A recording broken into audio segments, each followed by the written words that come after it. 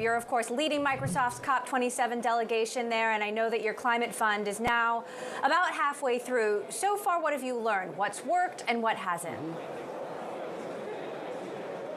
Well, I think, to me, the number one lesson from our Climate Innovation Fund, which is a $1 billion investment fund, as you know, Emily, is really that we're on the cusp of a huge transition as a global economy.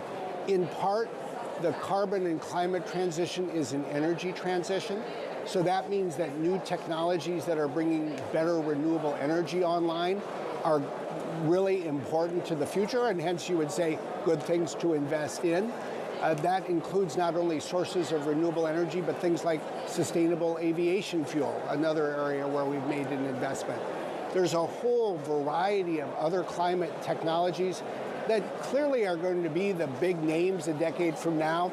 Nobody has a crystal ball that can exactly pinpoint which one, but we're seeing new markets emerge. And it's not just what we're doing to reduce emissions, it's now carbon removal. Take something like Climeworks. This is a Swiss company that we both invested in and are purchasing from. It is innovating in what's called direct air capture, technology that takes air, removes carbon, deposits carbon underneath the earth. It's just an indicator of how much technology innovation is part of all of this.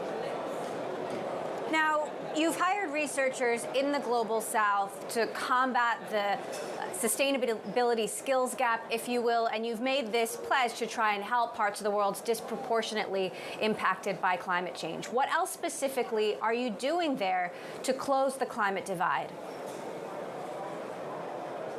Well, first of all, I think it's really important to think a little bit about the problem that we and others are trying to help solve.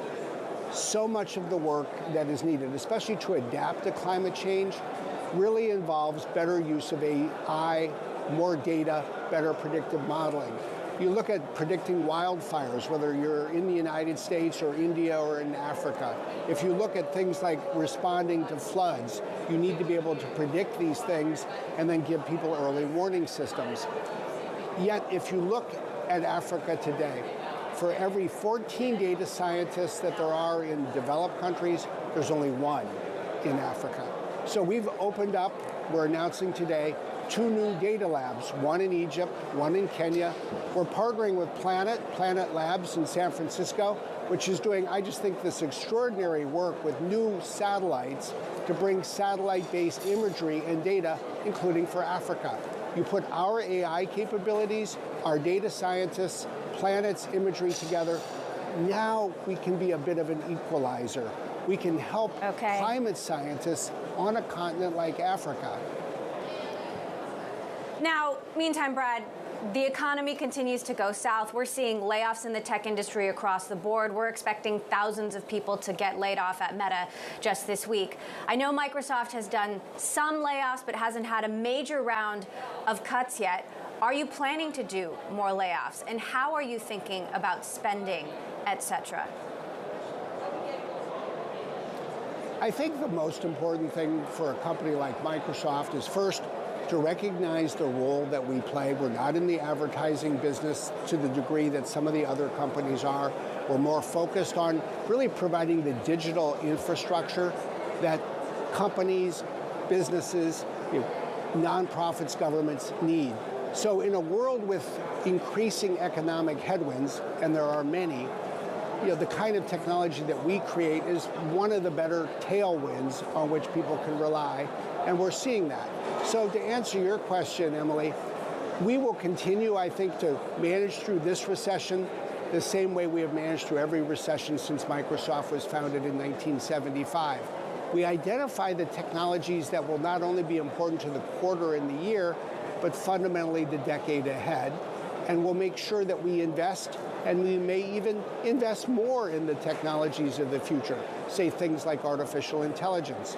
Now, we may have to trim some other cost areas because it is a recession, but I think what you'll do is see us trim if we need to, and then use that to free up resources to invest in what we regard as the long-term creation of value, not only for ourselves, but for our customers. Brad, good evening. It's Guy in London. How carefully are you watching the midterm elections tomorrow? Do you fear that it could have an impact on where you take this business, what your strategy looks like? And I'm wondering whether or not you fear that it could have an impact, for instance, on some of the M&A you're doing. Activision is a name that instantly springs to mind. Well, I think that the whole merger and acquisitions field is a big issue now for tech companies and more broadly. But frankly, it's more in the hands of the regulators than the legislators, at least as we look at the near-term future.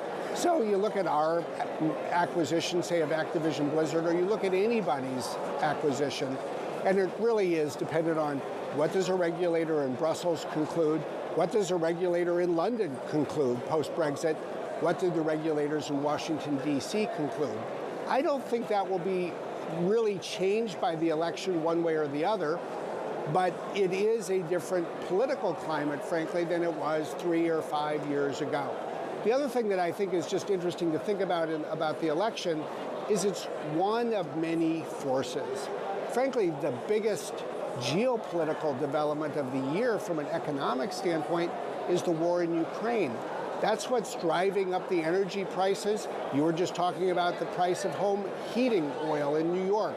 Believe me, across Europe or in the UK where you are, Guy, it's obviously an even bigger factor. So all of this comes together.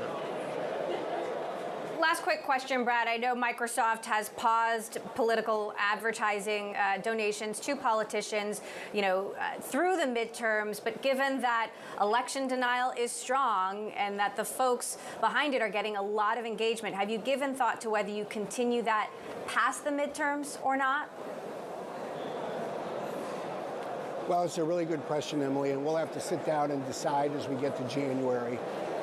If there's one thing that I do believe, it's that democracy is good for a market economy, which is indispensable for business, and a healthy business and business climate is good for democracy. And I do think it's important for all of us to think about how we move an economy and democracy forward together. I think we in the business community should feel comfortable saying we believe in democracy in the United States and elsewhere, and frankly, I hope that we'll see politicians, as they look to the future and future elections, sign up for the proposition that if they come up short in the votes, they will concede in the election.